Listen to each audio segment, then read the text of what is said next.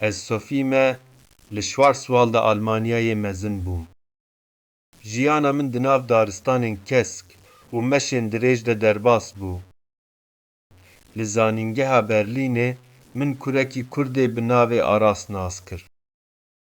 Aras qala Çiyayên Kurdistanê û govenda li bin darên Berûyê kir. Wî got mezinên malbatê mîna darên Berûyê yên kevnin. Min hîs kir ku girîngiya malbatê xaleke hevbeş a kûr e. Min biryar da ku bi Kurdî li ser kultura hevbeş lêkolîn bikim.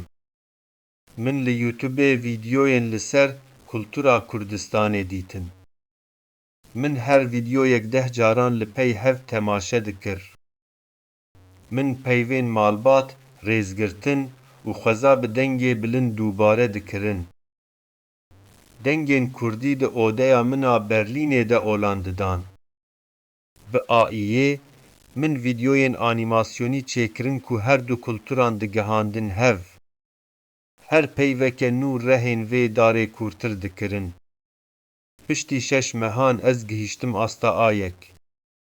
Çand û ziman mîna rûbarên cuda ne, lê hemû di deryaya mirovahiyê de digihîjin hev.